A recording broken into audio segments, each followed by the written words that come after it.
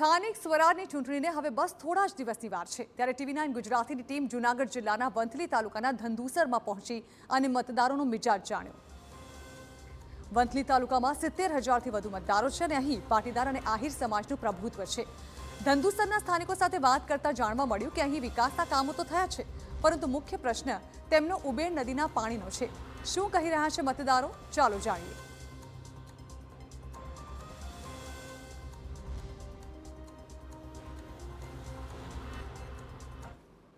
ત્યારે વંથલી તાલુકા પંચાયતની ધંધુસર બેઠક અને જૂનાગઢ જિલ્લા પંચાયતની ધંધુસર બેઠક ઉપર જે સ્થાનિક મતદારો છે એમની સાથે વાત કરશું।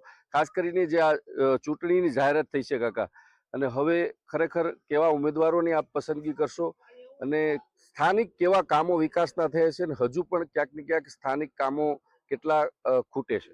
હજી ઘટે છે કામ તો, પણ આ ભાજપ સરકાર આવશે તો કામ જરૂર થાય 100%। કેવા કામ થયા? કામ સારા થયા, એકદમ પુલનું કામ થયું, રોડ રસ્તાનું કામ થયું, પાઇપલાઇન, ગટર યોજના, ખૂબ ઘણું બધું કામ। ને આ ઉમેદવારો અમારા માટે તો બહુ સારા છે, બે જિલ્લા પંચાયત અને તાલુકા પંચાયત। પણ અમારે એક મોટો પ્રશ્ન છે પાણીનો। ઉબાઈને ભાઈ ને આપણી નદી ના ઉબાઈ નદીનું પાણી બહુ દુર્દર્શન આવે છે, પશુ પક્ષી જમીનને અને પીવા માટે બોર છે એના માટે બહુ નુકસાનીકારક છે।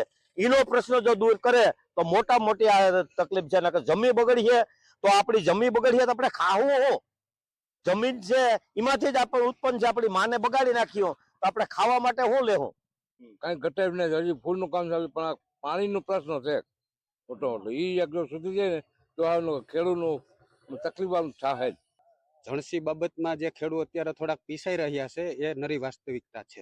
એ એક બાબતમાં ખેડૂતને અસંતોષ છે। આ હતા જે ધંધુસર ગામના સ્થાનિક મતદારો અને સિનિયર મતદારો છે। તેઓનું જણાવવું છે કે ખાસ જે વિકાસ તો થયો છે, આ ધંધુસર તાલુકા પંચાયત કે જિલ્લા પંચાયતની બેઠક ઉપર ખૂબ મોટો વિકાસ થયો છે।